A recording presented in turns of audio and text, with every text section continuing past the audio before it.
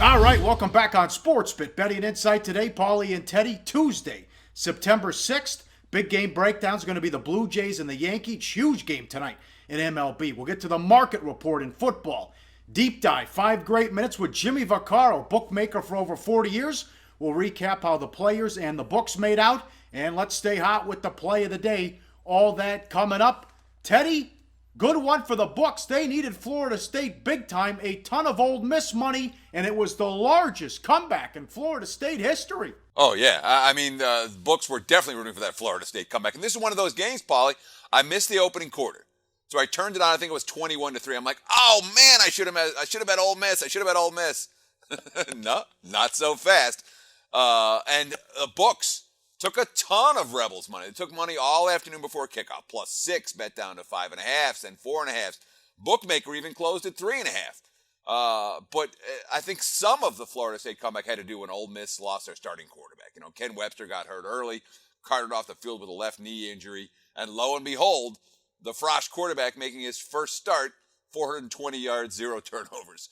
Actually, he had 1 turnover, but it did get overturned, and rightly so, on replay. But, you know, Florida State started cold. Punt, field goal. They're down 28-6. They scored that touchdown. I thought it was so important to get that touchdown before halftime. And then, boom, second half, they scored on every second half drive. They dominated time possession. The defense forced turnovers, but, you know, how much of it was Ole Miss, Paulie? A fair bit. Ole Miss with back-to-back turnovers in the second half to turn a close game into a Florida State comfortable win and cover at the end. Huge win for the ACC, and the issues continue. Week 1 for the SEC, unmitigated disaster. The SEC went 7-7 in Week 1, the worst record for a Power 5 conference. And to think, Tennessee and A&M had to win in overtime. It could have been a lot worse. Sure. And Arkansas. For the SEC. Yeah, Arkansas lucky to get away. Good one.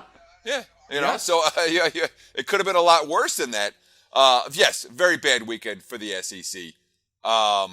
Let's talk about Florida State for a minute because they got punched.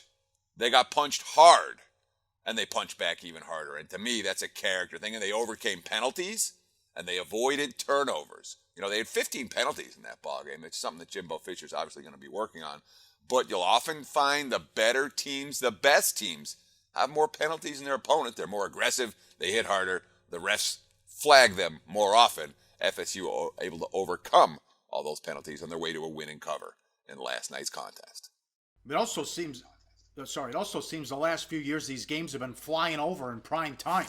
You saw the Notre Dame-Texas game and this game last night. How about a moose in Chicago?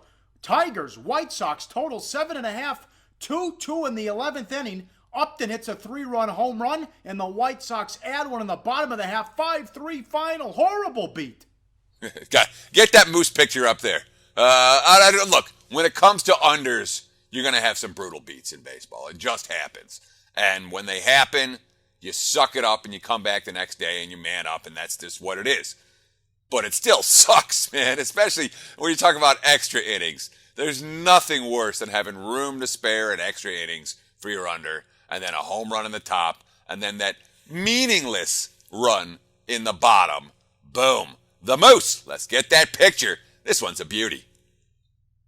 Yeah, you gotta love it. Bad bet. How about the baseball travel logic with the holiday and all the day starts, Teddy? It was hilarious, dude. 6 teams had to travel into Monday for early start road games. That's stupid scheduling. 3 of them into teams that stayed home from the day before, so a double disadvantage because their opponent obviously had no traveling situations. So were those road teams gassed? Well, the books seem to think so, or the market seemed to think, though. Money went towards all 6 of those home teams in those early start games from the opener. But guess what?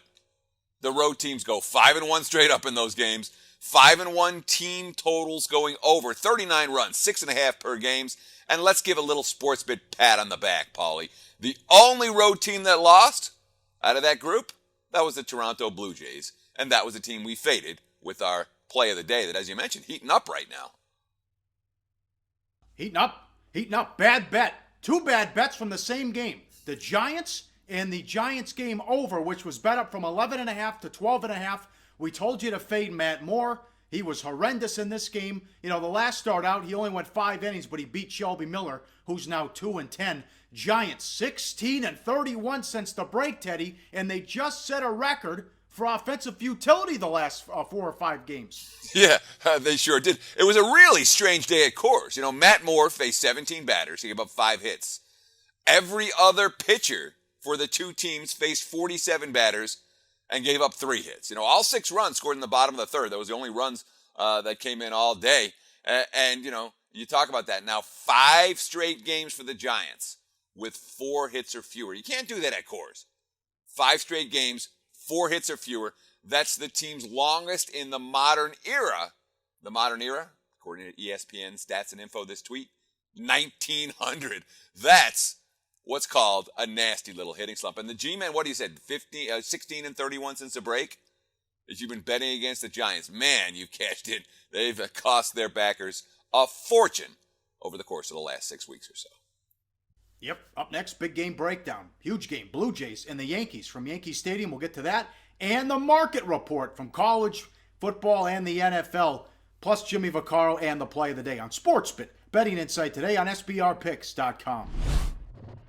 So we're giving you picks every day, and you're probably making your own as well. Be sure to participate in SBR's weekly Twitter Bankroll Challenge. Just post your picks on Twitter with @SBRSportsPicks and the hashtag BetSBR before 1 p.m. Eastern Standard Time every day, Monday through Friday. We'll be betting your picks, and if the bankroll is positive at the end of the week, you could win the profits. Picks must be of events taking place that day and available in at least one of the major sportsbooks shown in our Best Sportsbooks page. Back on SportsBit, time for big game breakdown. The Blue Jays and the Yankees. Blue Jays $1.55, 8.5 the total. LiveOddsSportsBookReview.com, by the way. Sanchez against Sessa. The Blue Jays only have a 1-game lead in the division over the Red Sox, and it's down to 2 over the Orioles. And look at this. The Yankees are only 3.5 out of the wild card. Now, Toronto was wanted to rest Aaron Sanchez to keep the innings down. But at some point, let him go for it, Teddy. My God, this guy could win the Cy Young, and now you need him in September. Yeah, 13-2 with a 2.88 ERA. He's got a chance in the American League. I personally think it's going to be Porcello, maybe Happ. And especially when you got 2 guys in the same team vying for the award, it's never good for either one of them. But, I mean, the Blue Jays gave Sanchez 11 days off, and he came back with a nice win at Baltimore, but maybe not as good at the bottom line. He allowed only 1 run, and that was unearned in 6 innings, but he had more walks, 3, than strikeouts, 2, and close to 19 pitches per inning, which is much higher than he's been in recent starts. So Sanchez, he's been dynamite all year. I'm not sure if he's at the top of his game right now, Paul, and that's obviously a concern for Toronto backers here. Bad road trip so far. You cannot lose 2 out of 3 on the road against the Rays in September if you want to make the playoffs. And they lost yesterday. They were shut down. Joey Bats has been Joey Whip so far on this road trip, Teddy. What's he, 7-29 on the road trip? He does have 1 home run out of those 7 hits, but he has 13 strikeouts in those 29 at-bats. Finally dropped to number 2 in the lineup yesterday. For Toronto to succeed, obviously, they need Batista to play like the superstar that he is. All right, how surprised are you with this turnaround by the Yankees? So once they got rid of some guys, you think, okay, that's it. They trade Miller, they trade Chapman, A-Rod, get out of here. They hardly played Teixeira, and he was struggling to begin with. But you look at Sessa and Sanchez and Judge, and even Green gave them some good starts. How is this happening? How surprised are you that the Yankees are in this thing? Modestly surprised. I'm not going to say completely surprised. I mean, what the Yankees have done is found a lot of guys that have been able to fill holes and fill them effectively. Look at Sessa. He's a prime example. Here's a guy that was thrown in the rotation in mid-August because they didn't really have a whole lot of options. So what does he do? 2-0 with an ERA of 3 in his first 3 starts, and the Yankees won the no decision. He's only walked 1 batter in each of the game, and some of it, I think, maybe more than some of it. You know, obviously Sanchez went nuts offensively, but the bullpen keeps getting it done. Hey, they dealt Miller. They dealt Chapman. We expected this bullpen to kind of come apart. It hasn't done. Since the All-Star break, okay, we're not talking full season. Since the All-Star break, the Yankees bullpen, number 2 in ERA at 2.89, number 3 in WAR, wins above replacement. That's getting it done, even without not 1, but 2 aces being dealt for future prospects. So let's give that bullpen credit. That's a big part of the Yankees' recent success. Yes, a reminder, live odds, sportsbookreview.com for that big game later tonight. Market report. Let's start in the NFL. Giants on the road to take on the Cowboys. Teddy, the Romo injury. Do people believe in Prescott? They were 1-11 without Romo straight up last year. What are the markets doing here in this one? Well, I mean, it was Dallas 3.5 all summer. You know, the Cowboys are home favorites. It opened as high as 4, but it pretty much sat in the 3.5 range. Now we're talking about pick'em.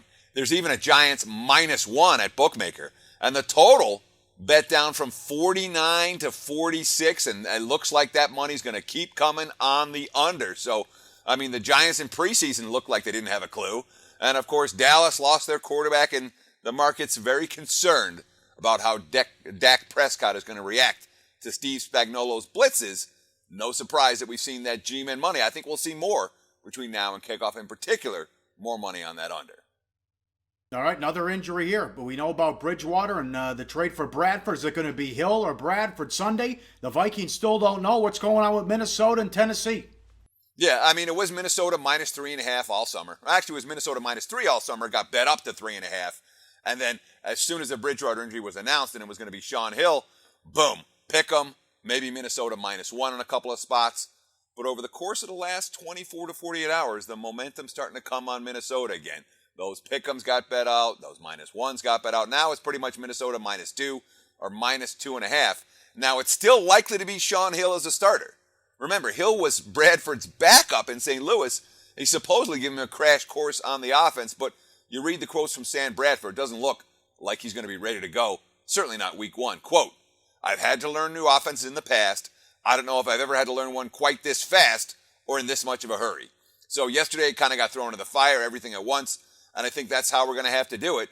But as far for an exact time frame, I'm not really sure. I think it just takes time. It takes reps. Unfortunately, we don't have a lot of either of those. So Sam Bradford not exactly giving himself a ringing endorsement to be the starter this coming weekend in Tennessee. Teddy, 2 more in the NFL before we get to college. They're betting the Jets. How about this? What should we do if we like Cincinnati? And also, what should we do with the Lions +4 against Indy? Yeah, I mean, one of the things we want to do here with the market report is give bettors a clear answer. Do I bet it now, early in the week, or do I hold off and wait for a better line later? All right, they're not betting the Jets. They've been betting Cincinnati. Cincinnati's was 1.5, 2, 2.5, and it's just hanging on at 2.5 right now. It looks, from all indications, like this line is going to go to 3. So if you like Cincy, you bet them -2.5 now. If you like the Jets, no urgency. You wait. I think you'll see +3s before kickoff. Similar story with the Lions at Indy. It doesn't look, from some of the leading indicator shops, Penny in particular, has already moved to 3.5. +4s for the Lions are still widely available. If you like Detroit, bet it sooner. If you like Indy, no rush. Could be 3.5. Heck, could be 3 before kickoff, depending on how that Colts injury report looks over the by Friday. Yep, market report continues, live on sportsbookreview.com. College football, here's one of the big favorites that lost outright, Ohio, and Kansas won a game, Teddy. Yeah, and look, let's talk about this point spread, because this is a fascinating number. It opened Ohio -2. Now it's Kansas -3. There were 2 distinct, significant syndicate moves. The wise guys have moved on this game. We're talking about a 5-point move. Now, at the end of last year, if these teams met in the finale last year, the Bobcats would have been in the range of -20 on this field. Now Kansas is -3. So you say, has there really been 3 touchdowns worth of difference between these 2 programs since the end of last year? Well, I think there's some bet on for Kansas here. This has been a moribund program. So they ran Mangino out of town. You had the Turner Gill era, which was dismal. You had the Charlie Weiss era that was dismal. And, of course, David Beatty, in his first year last year, 0-12 straight up. They lost those games by an average of 31 points a game. They say, oh, you look good in the opening day win over Rhode Island. Well, they were -28 in that game for a team that went 0-12 last year, which tells you about Rhode Island. Meanwhile, here's Ohio. They've been in bowls for the last six of the last 7 years, but have to wonder, Frank Solich now in his 12th season at the helm, they got stale a little bit. Solich's quote, you got Solich's quote there, or you want me to read it, Paul?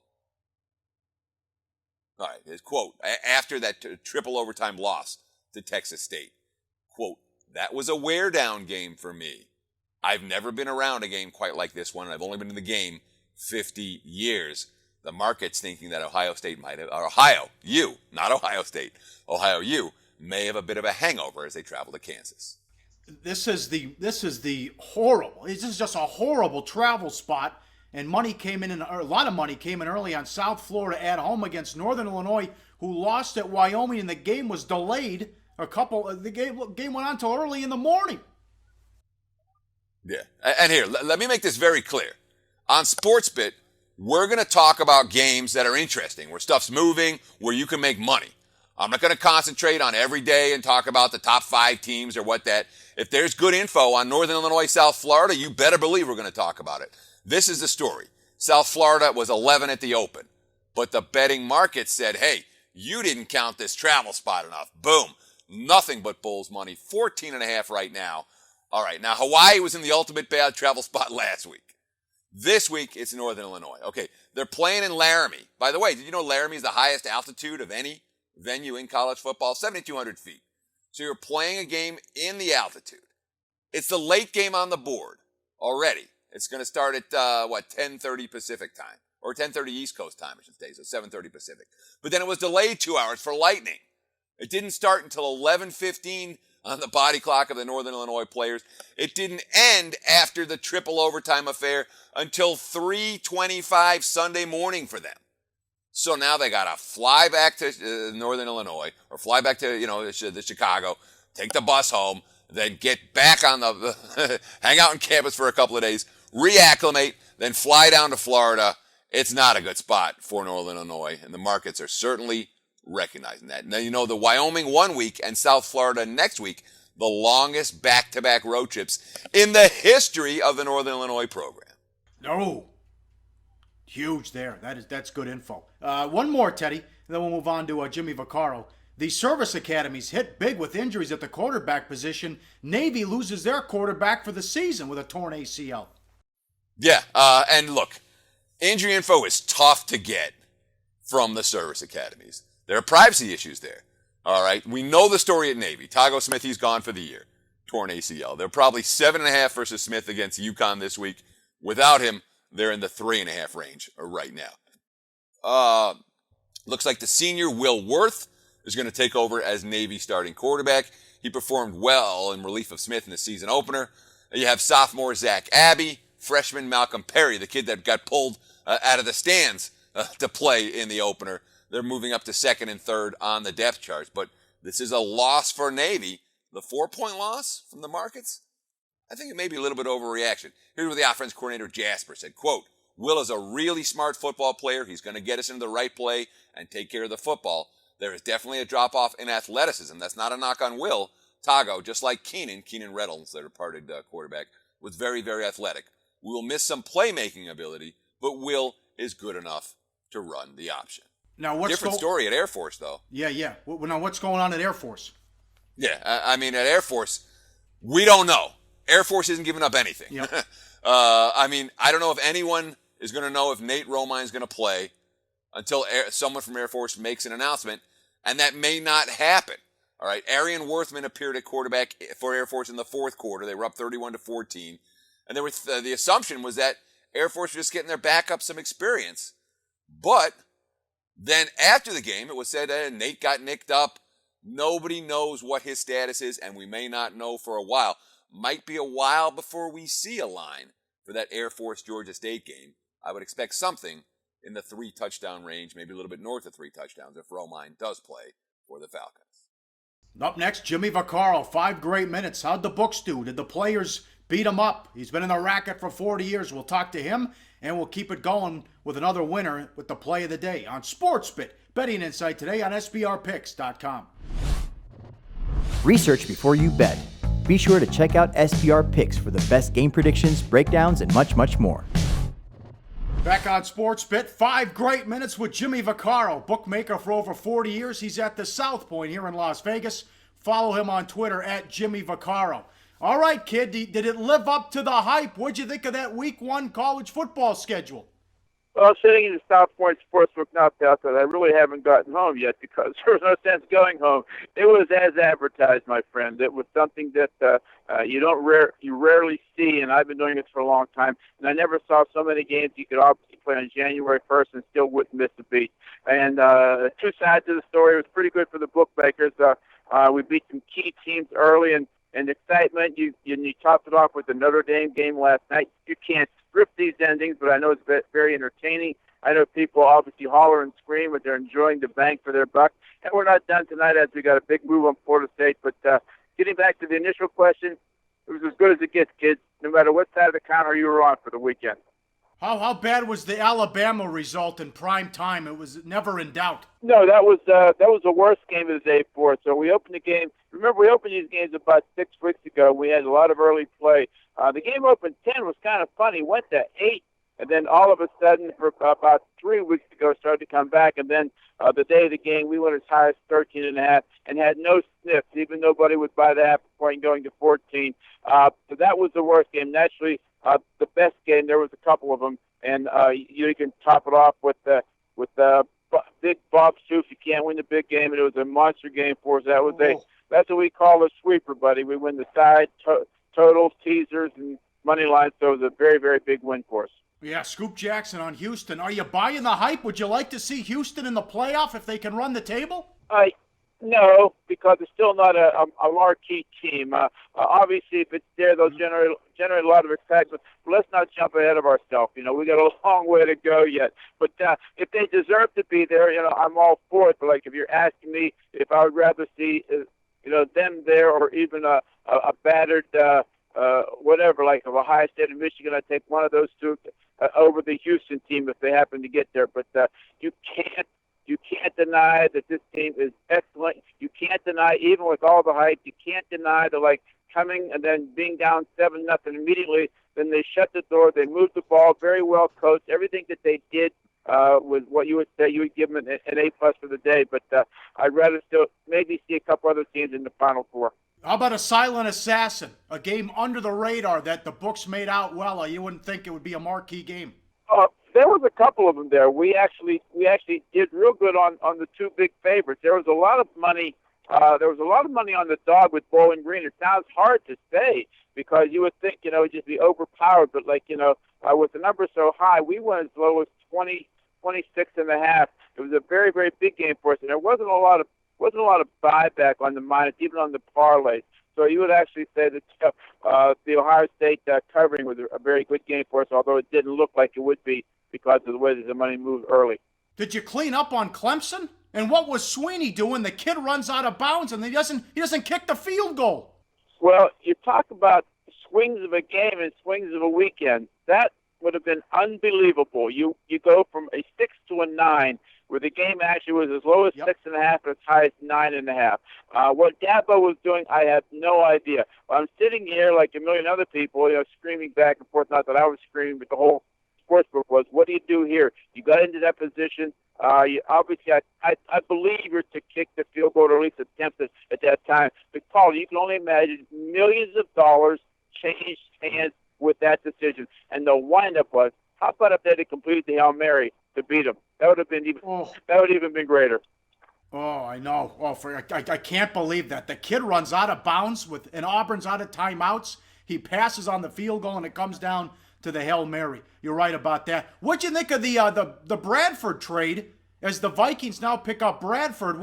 Did you adjust Super Bowl odds, or what are you doing with the Vikings and the Eagles now? We haven't really changed much with the Vikings and Eagles. Here's something that's a little strange. Remember, we put up these NFL lines. We were as high as 3.5. That was with Bridgewater in the game, and naturally all the bad news came from the Minnesota Vikings. And now with all the hopscotching and the moving back and forth, we still got the Vikings a 2-point road favorite, which means when we open the game 3 that there's only a 1-point difference between the other guys in Bridgewater. I just don't buy it. But they're still betting on the Vikings, even with the other kid at quarterback. As far as futures are concerned, you didn't do too much, but we raised the Vikings a little bit, but nothing significant. We'll see what happens. As you know, like every other book, we keep these futures up the entire year and just adjust Monday to Monday. Your joint is always packed. It's always crazy at the South Point, standing room only. Where do all these people get the money? Because it's every year the handle goes up and it gets crazier and crazier. People can't get enough of football. I think it's two things. First of all, you can't script these endings. You can't you can't go to a movie and have more fun.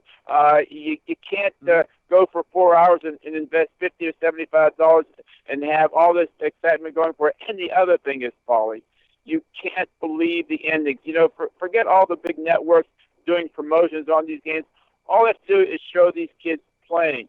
These kids are so talented, and they're a little nutty too, which makes it exciting. Remember, in 1982, when they first started to send out sportsbooks results for the years, as far as money would take per gaming control board, we were just at $2.2 billion. We're at $4.3 billion last year. If we don't hit $5 billion, I don't know why we wouldn't. Two factors: the phone applications are going through the roof. Even the locals are signing up because they don't want to wait in line, and the women jumping in, and more proposition, more bets, and more money line players. So I think with all those ingredients, you're having what we call a way to get away from the rest of the world, maybe for 3 or 4 hours, and root for your team, although maybe USC won't have a lot of rooters when they go home this week.